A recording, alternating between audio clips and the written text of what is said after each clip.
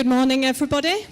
It's working now. So, if everyone's ready, we're going to start this presentation now. My name's Sarah Sturgess, Agency Director at SMRS, and I'm going to be presenting to you for about 10 minutes, first of all, and then I'm going to hand you over to Claire Ronan, who is from Cambian Group, and she'll take you through the case study that we want to present today. Apologies for the lighting. It is really, really strong in our eyes, so if we're squinting a little bit, apologies in advance. So first of all, what I just wanted to do was to explain who we are at SMRS. So first of all, we're an employer marketing business, and the role that we play with organisations is to develop their employer brands. So uncovering the culture of an organisation, then uncovering and articulating their employer value proposition, and then marketing that employer value proposition so that you can attract and retain the people that you need for your particular organisation. We've been working in employer branding now for many years, and over the last sort of 4 or 5 years, we've developed probably about 25 employer brands for organisations. And when I was looking at the particular subject area for this presentation today, one of the things that really struck me was a lot of those employer brands started for blue chip organisations who you would probably have all heard of, quite often retailers, and it was often people who had brands that were very well known.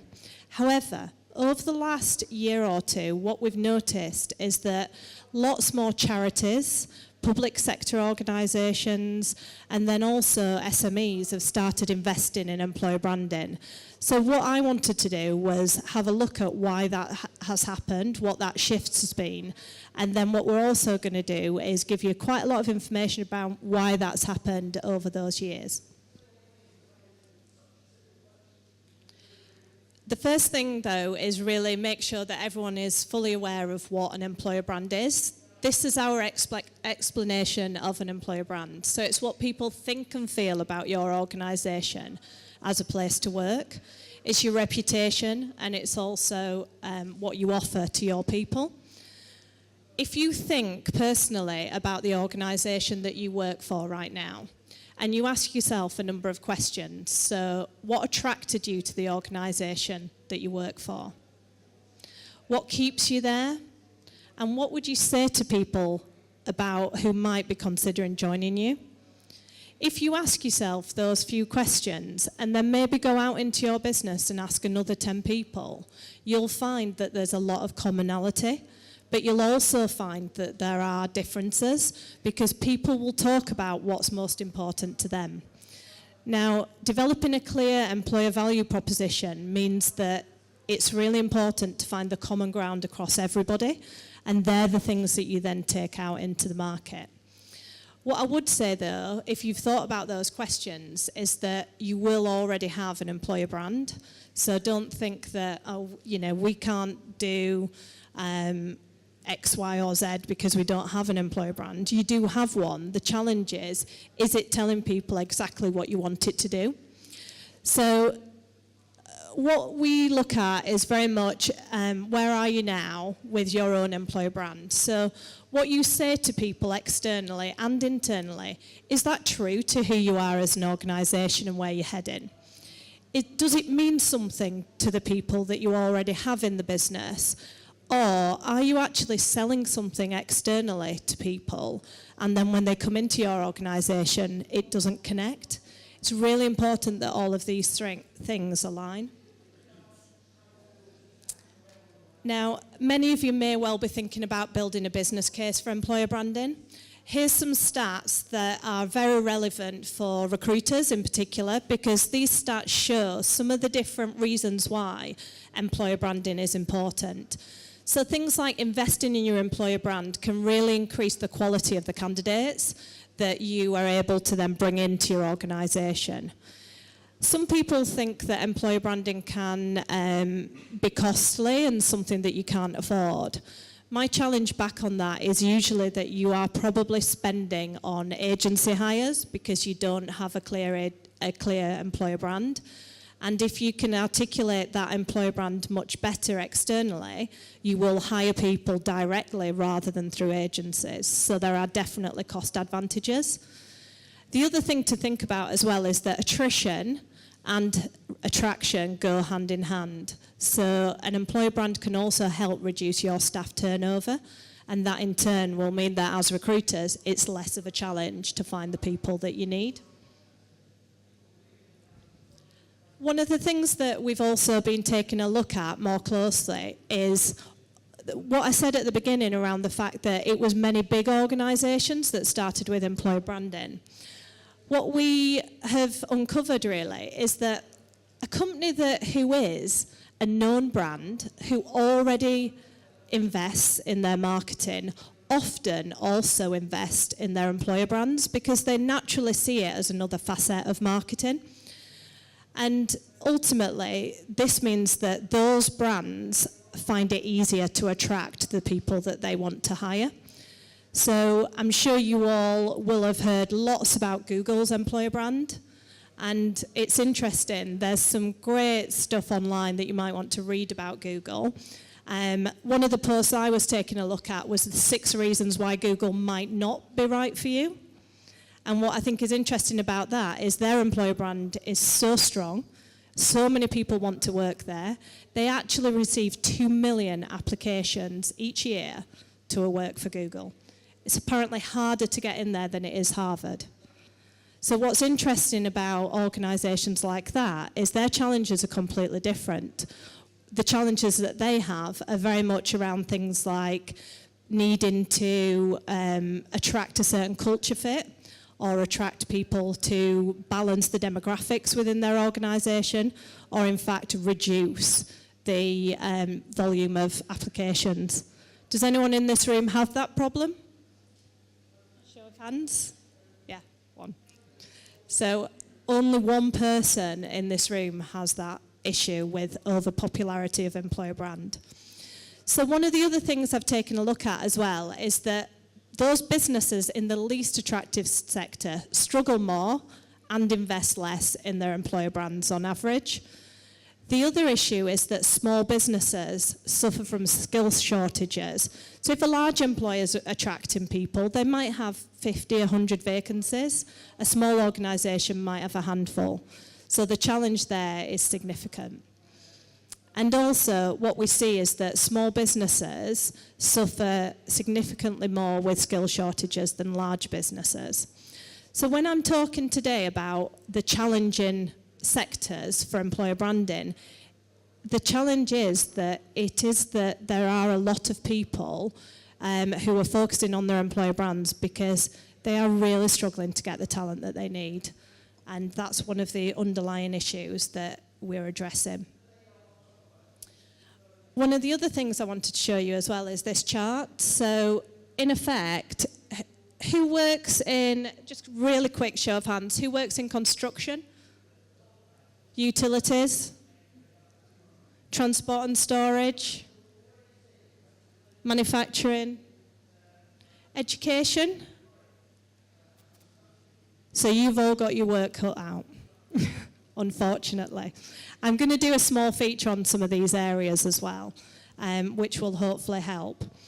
But one of the things that I wanted to kind of highlight next is that ultimately the causes of this shortage in skills is really quite an interesting one. One of the reasons is the growth is outstripping supply. So who talks within their organisations at the moment about needing more tech people, more digital, more IT people? So you're all competing against each other for those skills. We can't bring in enough people into the industries to fill all of those roles. And the demand in IT is just seemingly limitless at the moment. The other thing that's interesting is demographic shifts. So birth rates are declining. Anyone suffering from an older population? So real challenges with how you can engage your older population in your employer brand to get them to take part in developing younger people, apprentices, etc. The other thing is the decline in traditional industrial skills. So there's so much out there about generational research. The example I would probably use around this area is something personal to me, because I think it resonates really well. I've got a 7-year-old son who wants to be a YouTube gamer when he grows up. He's adamant that is what he's going to be. And who am I as a mother to put him off doing that? His granddad wanted to be a plumber or an electrician. We have such different expectations now of the roles that young people are going to be going into, and we're not filling or backfilling these skills that we're losing. There's also a social shift because standard of living is increasing. Fewer and fewer people are willing to do roles that are on national minimum wage. Young people often take those roles. Older, semi-retired people often take those roles as well. But a huge part of those jobs are now being delivered by overseas workers on a permanent or temporary or seasonal basis. So we're seeing big, big shifts. So all of this really leads to the fact that because of this skills shortage, because people are thinking more about how they can differentiate themselves and answering some of these challenges that are relevant only to the industry that you're working in, employer branding is becoming more and more popular. I can happily go through many different areas of research, but in the interest of time, I've just picked 3 today, and because of the show of hands, I know some relate to some of you. There's quite a lot of information on each of these research slides, so I'm going to flick through them quite quickly. But if anyone wants any detailed case studies or research for your particular sector, feel free to come and chat to me after, or come and find us on our stand, and we'll happily share that. So firstly, construction. There's a lot going on in construction. STEM, issues around STEM shortages, not enough females, and ultimately there is a real need to bring more school kids into construction, both males and females. So there's loads of information that supports a case for investing in employer branding to improve how you're hiring it into construction at the moment. Not enough females studying, and also it's not getting better. So that stat around only 20% of A-level physics students are girls, and it's not changed in 25 years. There's some really nice examples that would be worth you taking a look at. So this is the new career site for Balfour Beatty, which we launched a couple of weeks ago. All of their people are used throughout their employer brand, their stories are there, and they focus on 3 key things. One is scarce skills, so all of their employer branding is focused on the people they can't find. Digital transformation, and also internal mobility. Within that is naturally a focus on women and certain target audiences. So does anyone try and reach ex-military? Yeah, so that's another area that now within Balfour Beatty's career site has a specific area to address. So all of these things are coming out really strongly in terms of their employer brand. A much smaller company, so Balfour Beatty are, I believe, 4 times as large as Volker Wessels, but Volker Wessels actually have half as many hiring needs. So in effect, that's showing how difficult they're finding it to hire the people that they need. Still investing in their employer brand, though, for similar reasons to Balfour Beatty. The next area is technology. So at the moment, pretty much every business is going through some form of digital transformation. Technology skills are just not there as much as we need them to meet that demand. Interestingly as well, the cost of people in this particular area is becoming higher and higher, and where contractors are used, it goes even higher. So they command, £10,000 more on average than people with at similar levels in other organisations. Interestingly though, it is one area where the BAME representation is very strong in tech, So the diversity issue is less about encouraging people from black and ethnic minorities, but it is heavily about female. I don't know a client who's not looking at tech who isn't thinking about women in tech. Very, very common. So it's not just tech companies, though, who are hiring tech people. So EasyJet is certainly not the only retailer to invest, but they have looked very specifically at how they can address within their employer brand attracting this audience who might not naturally think of EasyJet as a tech place to work. Yes, they'll think of them naturally for cabin crew, for pilots, but not for tech roles. And this is one of the examples of a campaign that's been hugely successful for Balfour Beatty, where they brought their own tech people into that particular campaign. Conscious of time, so I'm going to really quickly take you through health and social work because it aligns nicely into what Claire's going to be talking about next. So within this area, there's huge concerns around Brexit because so many people are filling roles, particularly within nursing and within healthcare, who are from overseas. The other thing as well is that there's a real connection between engagement and keeping the people that you have versus attracting people into this sector. So just stats around, in the NHS, EU leavers outweighed joiners for the first time in 5 years, so people are leaving. It's also the first year, I believe, that bursaries for nursing students have now been replaced by loans, so fewer people will be going into that area. And 20,000 vacant nursing posts across the NHS in 2017. So it's a really challenging area. But people aren't just sitting back and saying, you know, this is a problem, we can't do anything about it. There is a real ability to make a change. And it was great to see London North West Healthcare invest in their employer brand to compete for talent.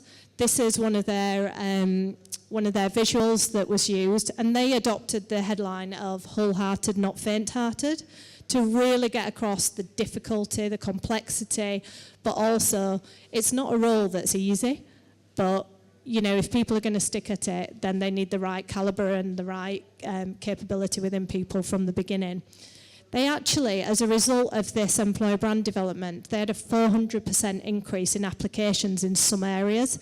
Their vacancy levels are now down to 8%. So it's shown a massive shift. And what the feedback that we've had around this is it's really got people involved and engaged within the business. It's not just for attraction. And the last one, the employer brand work for MenCap, just showing that a charity who actually took a big chunk of their job board attraction spend to invest in employer branding so they could afford to do this. Their attrition was so high that they needed to make sure they were getting the right people with the grit and determination to be able to do that job well. So that's a really quick run through of some of those shortage areas. There are many more. I think one of the things that I would just finish on before I hand over to Claire is the fact that in all of those sectors, there are a lot of things that can be done to reposition you as an attractive employer. It is about getting your story out there. And I think, as Claire's going to take you through now, here's a lovely example of how Cambian have done that in more detail. Thanks, Sarah. Good morning. Oh, very bright. Just thank you, Sarah, for that introduction. I'm Gen X, so it's a bit of paper we scribble on, so perhaps alluding to a little bit of Sarah's generational stuff. I'm Claire Ronan. I am the head of shared service at Cambian. We look after recruitment and our onboarding and our transactional HR for the organisation. I've got two colleagues here, Nicole and Laura, who work with me, which is lovely to see, so thank you for coming. Oh, wrong way. The Cambian Group is one of the UK's leading specialist education and behavioural health service providers. We look after 2,100 children. We employ around 4,000 people. And those people are employed, in the majority of them, across around 225 sites, which include residential children's homes, specialist schools, and a fostering operation. Those are the numbers, but the real story of what we do is what we need to tell. In the words of one of our residential care workers, quite simply, no one else does what we do. We are the last hope for a lot of kids. Just to put a bit of context around what we do.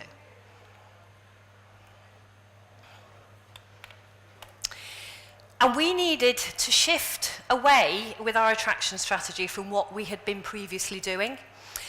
The bulk of our recruitment is residential care workers and home managers for our residential homes, support workers and academic staff for our schools, and a full range of multidisciplinary staff for our specialist therapy teams. Our candidates are hard to find in very tricky locations, very varied in quality, always looking across many sectors, and very salary sensitive. So we compete with hospitality, we compete with retail, we compete with lots of people who can offer something at that level in the marketplace. Our staff are not here to cure or fix our young people. It's about helping them along their way towards a better life. An example might be to support a non-verbal child with severe autism who wouldn't leave the minibus that she had arrived to her new school in for 3 days, and now feels at ease to move around the school, to talk to visitors, and shows an obvious pride in the way she's settled. We listened to a young person traumatized by abuse and heard her advice about her Zoopla search that she'd done to find a new care home. And we took the advice, and Cambian bought one of those properties so that she could shift into something that felt like home. Unfortunately, our brand awareness has been sorely lacking. In spite of the great work that we do, no one really beyond our sector had ever heard of us. I hadn't heard before I joined. And even those who work for Cambian, had been there a while, hadn't seen a change in that brand awareness at all. The stark lack of self-promotion really impacted on our ability to attract candidates. We are plagued by negative press. Glassdoor, Indeed, the TV and the press will jump on our activity, and it makes it very difficult to promote a positive impact. In a noisy market, our employer brand has to be about finding the purpose in the roles we offer and connecting people to that. It's emotional, and a little bit like the NHS, it's not for the faint-hearted. And actually, that's why I joined. So how do we address this? We work with SMRS to understand a little bit more about our culture. We talked from the senior leaders in the organisation to care workers on the ground working day in, day out with our young people. And we asked them, why did they join? Why do they stay? The challenges and victories that they experience every day, and what sort of people they felt would succeed at Cambian. And from all our conversations, we generated 6 themes that you can see here. Intense pride, it's what's inside that counts. You're part of a journey, progress that means more. This is emotional, and this is amazing. Just to focus on 2 of these. This is emotional. Our feedback told us that to work with our young people, emotional intelligence is vital. You will be dealing with damaged young people who may be volatile. Reading situations and responding properly is key, and it's not easy, but the days you win will mean so much more. And also, they told us, this is amazing. We need to celebrate our staff. No one else does what we do. We step up for these young people where no one else can or will, and our successes, while hard fought, are phenomenal. As one care worker put it, I'm not here for the money. This has to be a passion. If I was doing this for the money, I'd go to Aldi, they pay way more. And we shared these 6 themes back to the operation, who told us that they absolutely resonated. No one had ever played back to us in that way before. Which led us to our creative campaign.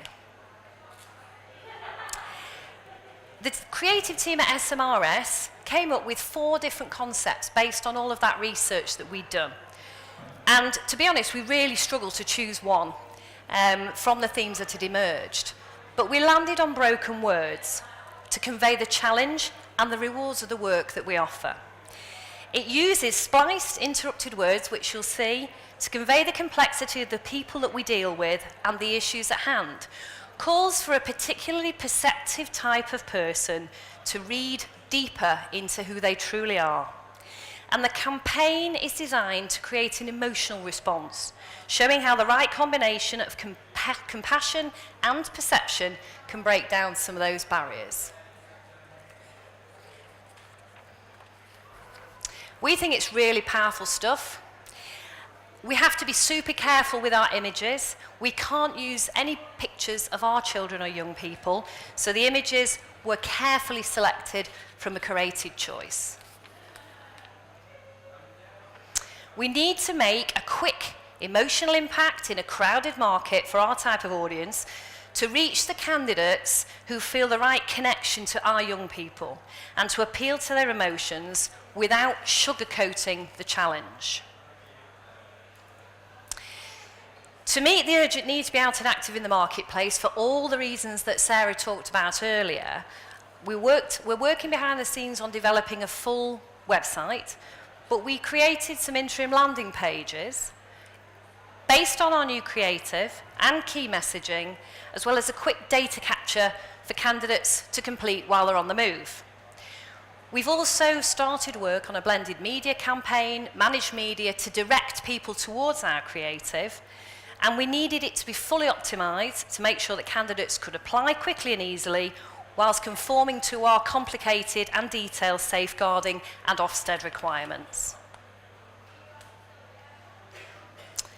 Sarah, do you want to jump in now, or shall I carry on? I can do that one, thank you.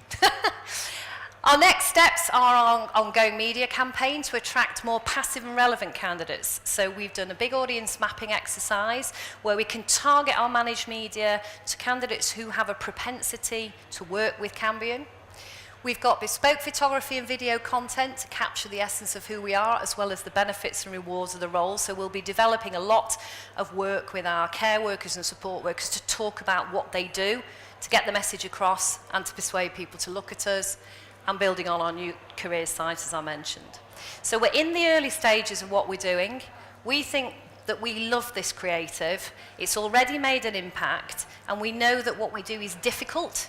We recruit in a difficult market, but we needed that cut through to create an impact, and we really feel this is making a difference already.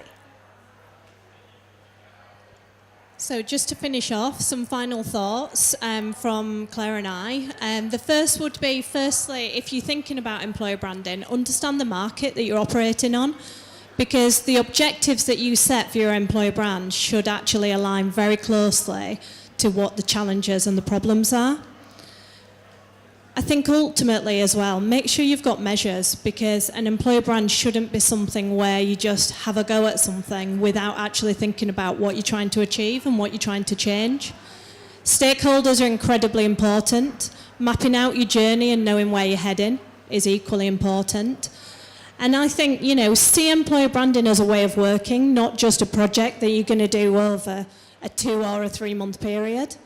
So really think about the fact of the market you're in. It will be a challenge, but everyone can make a difference. There are a lot of small steps that you can take to really help balance out that skills deficit and attract better and keep the people you have.